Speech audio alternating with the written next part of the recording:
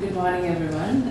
Distinguished guests, Secretary of the Ministry of Highway Development and Environment, additional secretaries, and other international organizations, national organizations, and also the partners of the international entities working with us on the regional research that we've been conducting, as well as Basant, who is a resource person. So yes, this is a two-day workshop. Some of you were there yesterday. And we have invited different parties for different days based on the focus, the thematic focus. And yesterday we focused on how we will be working on climate change in synergies with sustainable development, national adaptation plans, as well as disaster risk reduction, the Sendai framework. So we had, I'll first start with the introduction of what we did yesterday. We had sessions focusing on how to build synergies and linkages between climate action and SDGs, where Dr. Galle presented actions on Sri Lanka, and we had presentations from the countries on experiences. And then we also had national adaptation plans and synergies between NDCs, SDGs, and the Sendai framework, where we discussed the technical aspect of how we could prioritize the country's economic sectors, and then the climate risks, and then have national adaptation plans developed accordingly. And then the third focus was on how ecosystems which are vulnerable to climate change and communities could build resilience, and how SDGs and climate action could work together on this. So some of the themes that we focused in the last session focused on vulnerable communities, such as women, children, and youth, as well as smallholder farmers and key sectors like that, and ecosystems like coral reef, and also the mangroves, and the ILO has presentations on how watershed management projects contribute to addressing both. Then we also spoke of climate displacement, which was a key discussion topic, because there are experiences from different countries which are not recorded, and how we can address this issue, and how the policy framework focuses internationally or not focus on the issue. So these were the things we discussed yesterday. I believe we had a very informative and friendly discussion which got a lot of information. And we wanted to keep this small, so we had only 35 participants invited, because we wanted to have a discussion which was fruitful than have 70 people who would not be able to contribute a lot. Going to the presentation of the project, this is for the next session. We'll be having the portal that we'll be launching a bit. Going to the introduction of the project that leads to this workshop. It's a regional project which focuses on research on how we can implement NDCs, nationally determined contributions, focusing on adaptation and loss and damage. Why just the two of them? Because it was about resilience building and how countries could be supported at regional level on the policy front, as well as focusing on vulnerabilities to build resilience to climate change and actions that can be taken at regional level.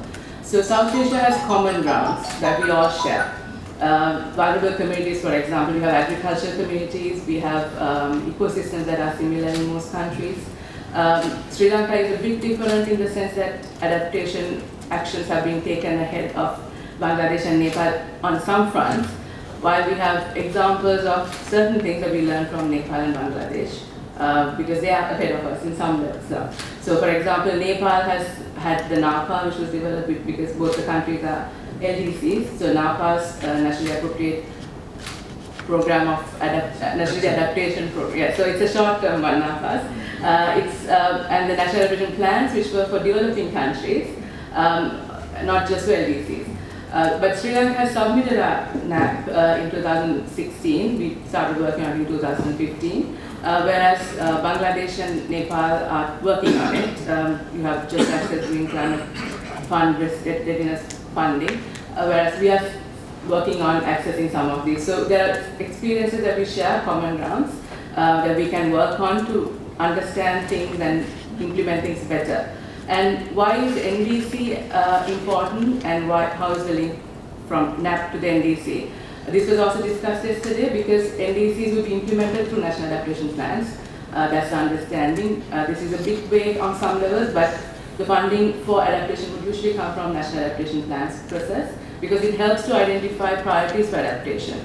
And earlier when we developed our NAP, we were one of the pioneers. So there might be things that we could improve and facilitate implementation better, now looking at experiences of others, because most of the NAPs that are being developed now, we look into SDG prioritization, the NDCs, how it interlinks with the adaptive priorities, and also the economic sectors and the climate risks.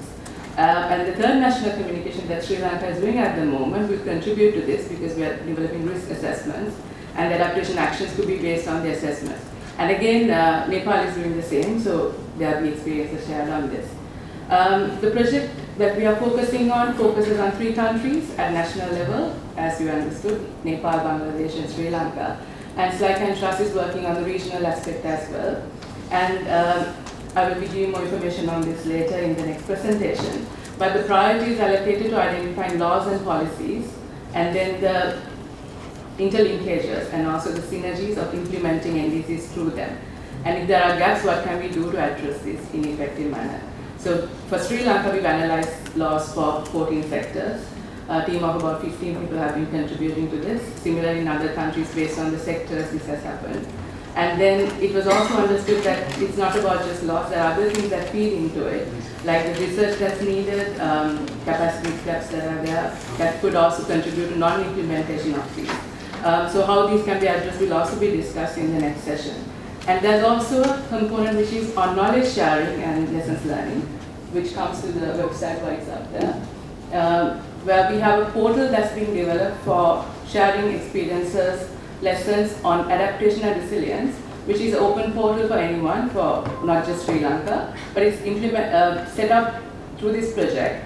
And we've been conducting webinars with participation of UNFCCC research experts, thematic issues such as NAPs, NDCs, synergies, gender responsiveness, and all these material will be available on the portal, and we are also inviting other partners to engage and contribute to it. So it's a continuous process, and it will be linked to the Nairobi Work Program of the UNFCCC as well, which we've discussed already, which is a larger portal of all partners from different countries sharing experiences.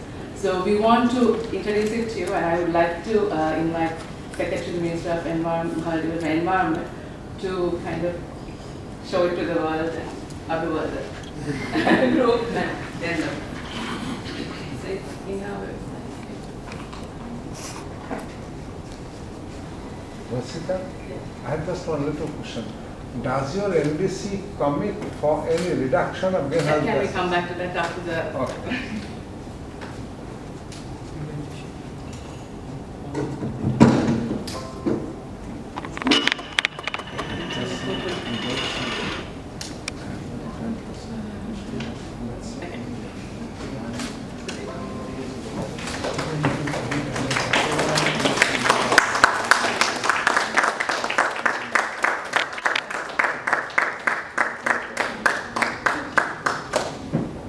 Just to introduce to how this works. So the menu has different themes where the research and knowledge products would be published under. So if you click on one, it will appear, and it will be classified under different resource types which are there. So right now we have articles and blogs, if you can switch up.